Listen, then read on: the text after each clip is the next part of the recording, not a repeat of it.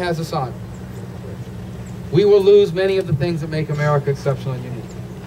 I'm running for the U.S. Senate because I'm the only one in Florida running for the U.S. Senate that will stand up to this agenda and offer a clear alternative. I'm the only one running that.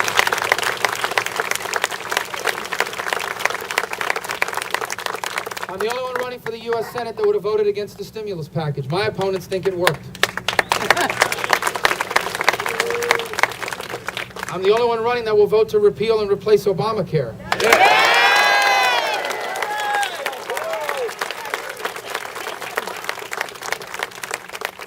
And I'm the only one running that has a real plan to take on this national debt. These issues matter. So, that's all great, but it means nothing if we don't vote, and that's why we're here today. We're here to, first of all, to ask you to vote for me. Let me not take that for granted. Thank you. There's one vote right there. Here's, well, that's what I was about to say. And let me tell you why I'm asking you for your vote. Some people say, why we wouldn't be here if we weren't voting for you, because I can't take that for granted. Because maybe you were walking your dog this morning and said, I wonder what they're giving away. And you stopped. I need you to vote for me.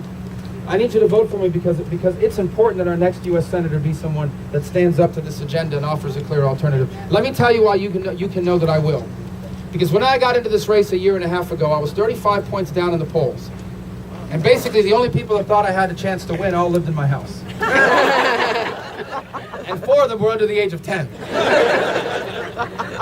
But I'm glad we went through that. And Jeanette was a big part of it. Because what it forced me to do is answer the most important question that any candidate should answer when they run for office. Why are you running?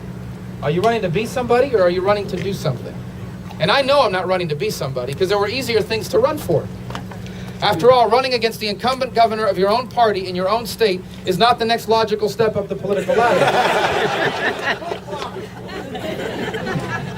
I know that I'm running to do something. I believed in my heart that I had a chance to make a difference in this race. That there was no one else running saying the things I wanted my next U.S. Senator to run for. And that's why we did it, and I'm glad we did. This race is deeply personal on multiple levels, but I want to close by telling you the one. Well, let me tell you what else I need you to do for me, then I'll close in that way. The second thing I need you to do is do what this lady's just said. Get other people to vote for me. Because you know people that will not go out and vote unless you get them to go out and vote. Yep. You need to get them to request their absentee ballot or drive them down to the early voting site or on election day. They're not going to vote. They agree with us, but they're not going to vote if you don't get them there. And finally, to the extent that you can, and you may have talked about this already, we've got a great grassroots operation in this community. We need you to get involved in that. That's where you can really make a difference. Listen, that's how I started in politics, as a volunteer making phone calls. And at the time I used to think, does this stuff really matter? Isn't it about the commercials at the end of the day? They're just giving me busy work. That's not true. You can convince people to vote for you all they want. If you don't get them to vote, and many times people won't, you'd be surprised, maybe you wouldn't. People get busy.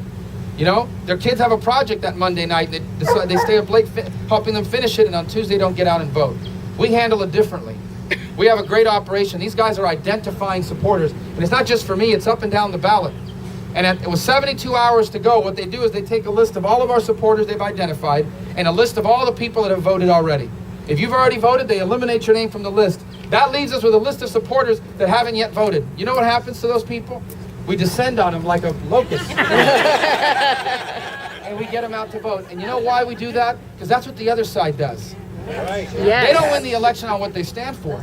Yes. If Barack Obama had run on a platform of Obamacare and the stimulus package, he would have lost. Yes. He won because he got his people out to vote. He got his supporters out to vote. And we've got to do the same. So we need you to get involved in that. Now look, I am grateful for the help that so many of you have given me. In this audience, there are people that have contributed when you didn't have. There are people that believed in me when the newspapers told you I was going to finish in third in a two-way race. There were I mean, that's a new line. I just practiced it so many. And you've supported our candidacy all this time, and I'm grateful to you. There comes a point in a campaign when people have done so much for you. They've given what they haven't had. They've believed in you, and maybe even on the days when maybe you weren't even believing in yourself. There comes a point where the level of gratitude that we have cannot be expressed in a speech or in any words we can say. So instead, let me tell you the only way I think I can truly repay you in this race. Number one is over the next 2 weeks, continue to give you a campaign you can be proud of. A campaign that focuses on the issues. Not a campaign that tries to convince you that the other people running are evil, but a campaign that tries to focus you on the reality of what this race is about. Ultimately, in about 16 days, 17 days, Florida will send someone to Washington to vote on the most critical issues we've faced in our lifetime. And you deserve to know where your candidates stand on those issues. I will continue to campaign on that in a way that you deserve. Here's the second thing I can do to repay you, perhaps more important than the first.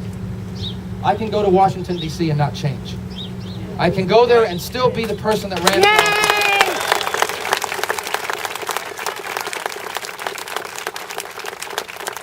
Let me tell you how you do that. You do that by not running on platitudes or talking points. You do that by doing what we did months ago in this campaign. We outlined specific ideas, over 80 of them that are now contained on our website, things that I can be held accountable to.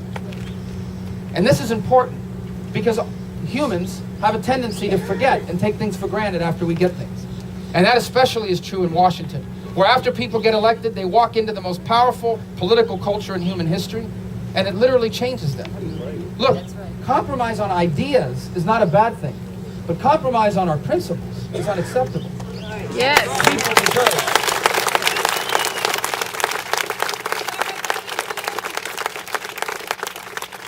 That's why I always tell people, work together, absolutely.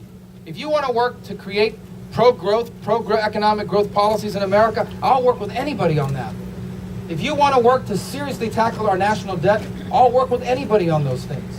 If you want to work together to make sure that America remains the strongest nation on earth, I will work with anybody on these things. But if you believe that government is more important, that politicians create jobs, and government is more important than the private sector, if you believe the national debt is not really a big deal, and if you believe that the world is better when America's weaker, I'm not going to work with you. I'm going to fight you every step of the way. And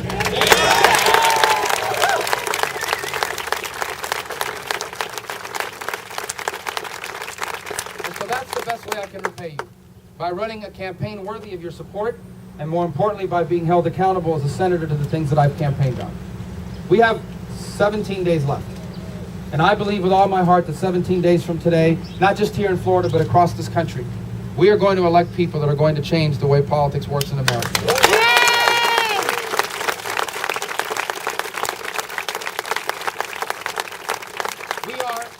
We are 17 days away from an election that will send a powerful and clear message. We don't really want to change America. We just want to fix it. And we think that everything that's wrong with America can be fixed by everything that's great about America. We don't want to change America. We don't want to be like one of these other countries. We want to remain what we have been, the greatest nation in human history. And more importantly, we are willing to do what every generation of American before us was willing to do. Whatever it takes to ensure that our children and our grandchildren inherit what they deserve. The single greatest society in all of human history. Thank you guys for your help.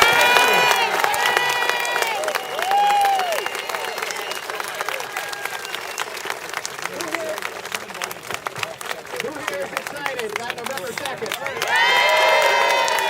Our next senator, Marco Rubio. Two real quick things. If I could have the top 5 volunteers from our office come up for a picture, Carol Caprio, Larry Bernard.